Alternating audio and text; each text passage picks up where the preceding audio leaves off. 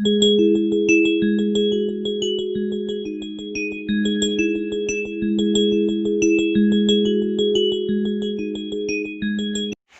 student, here I am, and today we will understand, in today's class we will try to understand the classification of proposition in a very simple division. And basically you have the complete concept which is based on categorical proposition. So first we will understand what the classification of proposition to the base concept. Okay, as we know, we have a proposition, and this proposition on the basis of by relation have two main division or two main type or two main category. One is categorical proposition and the another is non-categorical proposition. So as you can see in the previous class, I have make you understand the classification of proposition by relation. In that relation, I have clear you that this categorical proposition is actually non-conditional. The proposition which content on no condition, which is constituted on without any condition, so that is categorical proposition. And a proposition which is constituted on the basis of some relation, that proposition is non-categorical. तो आप लोग को जैसे पता है previous classes में आप लोग ने देखा ही होगा कि क्लासिफिकेशन ऑफ प्रोपोजिशन जो मैंने अलग अलग सेक्शंस पर डिवाइड करके बताया। अब मैं टू दी पॉइंट लेकर कंटिन्यू करूंगी, क्योंकि ज़्यादातर आप लोग जो अब अपना कंसेप्ट लॉजिकल रीजनिंग में फॉलो करेंगे वहाँ पे आपको ज़्यादातर चीज़ें कैटेगोरिकल प्रोपोजिशन के बेसिस पे ही करनी है। तो इसलिए मैं बताऊं कि क्लासिफिकेशन ऑफ प्रोपोजिशन में जब हम आते हैं तो रिलेशन के बेसिस से प्रोपोजिशन जो है दो टाइप पर डिवाइड हो रहे हैं, एक कैटेगोरिकल प्रोपोजिशन और दूसरा नॉन कैटेगोरिकल प्रोपोजिशन। तो ये जो कैटेगोरिकल प्रोपोजिशन है एक्चुअली में वो प्रोपोजिशन है, अगर आप लोग प्रीवियस वीडियो देखेंगे जहाँ पे मैंने इस क्लासिफिकेशन ऑफ प्रोपोजिशन को बाय रिलेशन एक्सप्लेन किया है, रिलेशन के बेसिस पे, तो वहाँ देखना आप बताया मैंने कि जो प्रोपोजिशंस है वो दो तरह से डिवाइड हुए रिलेशन के बेसिस पे, कंडीशनल और नॉन कंडीशनल। तो वो जो नॉन कंडीशनल प्रोपोजिशन होता है यानी कि कैटेगोरिकल प्रोपोजिशन को एक्चुअली में नॉन कंडीशनल प्रोपोजिशन मानते हैं। क्यों? क्योंकि ये प्रोपोजिशन जो है विदाउट एनी कंडीशन के बेस पर ही बनता है, और नॉन कैटेगोरिकल यानी कि जो कैटेगोरिकल नहीं है, जिस पर कंडीशन होता है, ठीक है, कैटेगोरिकल यानी वो सिंपल नहीं है तो कंडीशनल है, तो नॉन कैटेगोरिकल यानी कि वो कंडीशनल प्रोपोजिशन है। तो ये वो प्रोपोजिशन जो किस बेसिस पर बन रहा है, किसी ना किसी कंडीशन के बेसिस पे बनता है, तो उसे कहते हैं नॉन कैटेगोरिकल प्रोपोजिशन।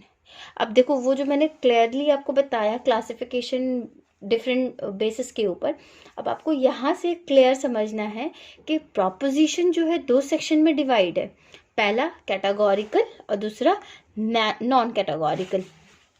अब ये जो नॉन कैटेगोरिकल हो गया, अब इसके बाद हमें ये देखना है कि कैटेगोरिकल में प्रोपोजिशन कितने तरह के आ रहे हैं और नॉन कैटेगोरिकल में प्रोपोजिशन कितने तरह के आ रहे हैं। ये जो कैटेगोरिकल प्रोपोजिशन है यहाँ पे हम लोग देखते हैं, क्योंकि कैटेगोरिकल प्रोपोजिशन एक सिंपल फॉर्म ऑफ प्रोपोजिशन होता है, तो ये सिंपल प्रोपोजिशन जो है उसके एग्जांपल हम लोग देख सकते हैं। यहाँ पे एकदम एक सिंपल स्टेटमेंट है, ठीक है, वो स्टेटमेंट क्या है, all bats are mammal. Okay, all bats are mammal, ये कैटेगोरिकल प्रोपोजिशन है।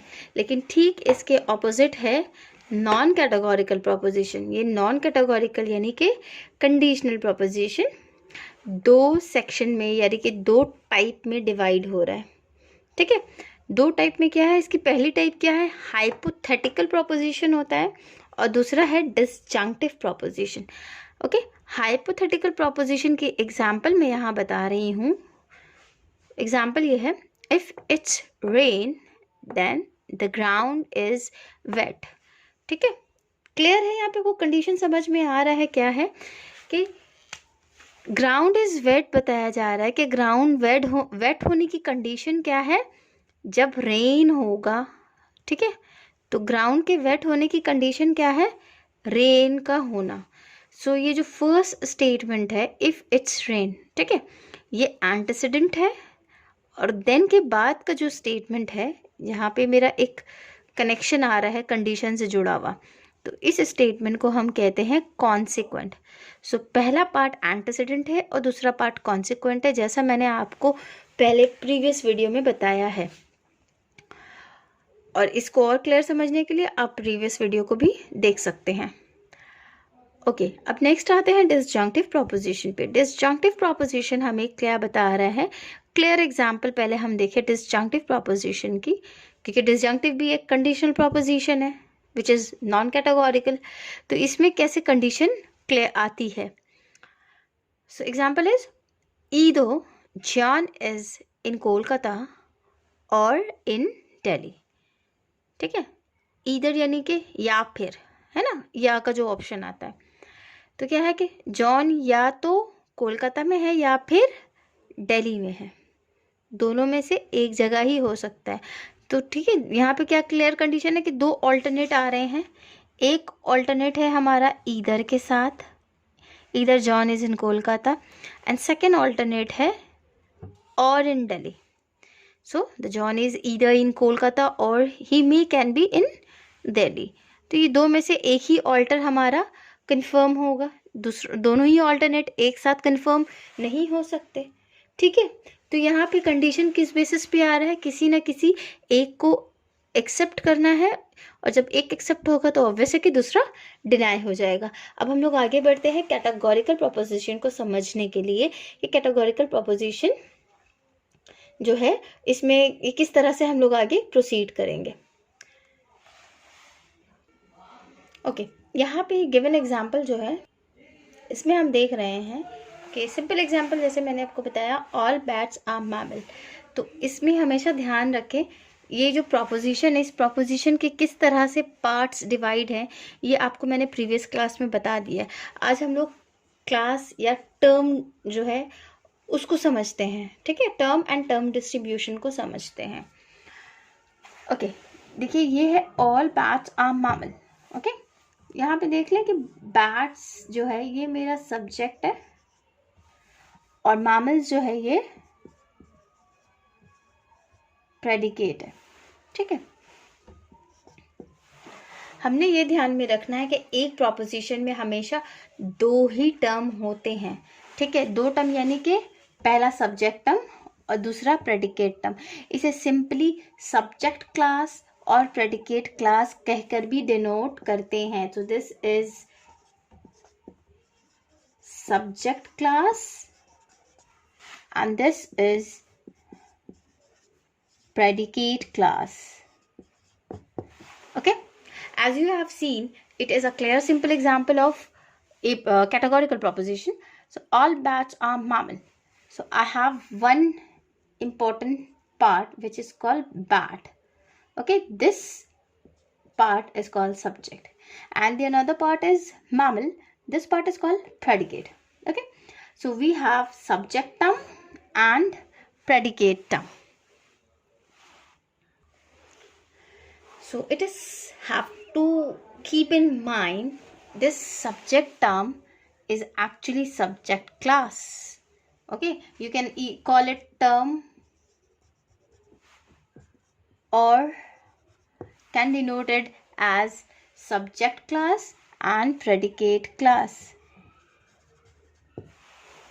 Okay, now we will understand what is a subject term and what is a predicate term. Okay, subject term is the class in which something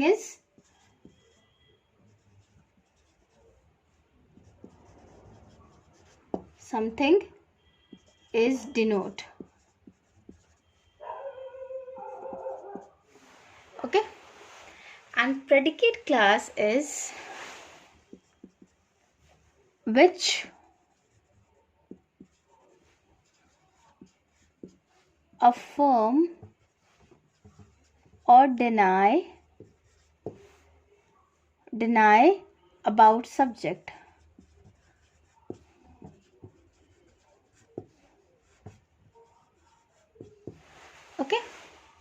जैसे हम देख रहे हैं कि subject class और predicate class, या ये कहें कि सब्जेक्ट टर्म और प्रेडिकेट टर्म जो है वो है क्या, हम ये समझें।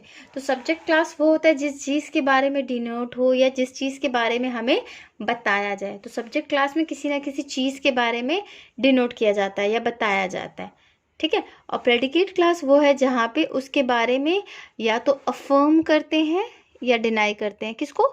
सब्जेक्ट को, यानी कि जिस चीज़ के बारे में बताया जा रहा है उस चीज़ को, यानी कि सब्जेक्ट क्लास को या तो अफर्म करते हैं या डिनाई करते हैं, ठीक है। अब इसके साथ हम लोग आगे जानेंगे कि ये जो कैटेगोरिकल प्रोपोजिशन है इसके कितने टाइप्स हैं, ठीक है। कितने टाइप्स हो रहे हैं कैटेगोरिकल प्रोपोजिशन के, आगे हम लोग वीडियो में उसको जानने की कोशिश करेंगे। उम्मीद करती हूँ ये जो सिंपल डिवीजन मैंने समझाने की कोशिश की है, it is clear to all of you, and hope my hard work is very much worthy for you and it's giving a good effect to understand. और अगर ये समझ में आए तो do like it, subscribe it, and if you have any doubt regarding it please ask me in comment box. मैं ज़रूर आपको इसका रिप्लाई करूँगी. Thank you very much to all and best of luck.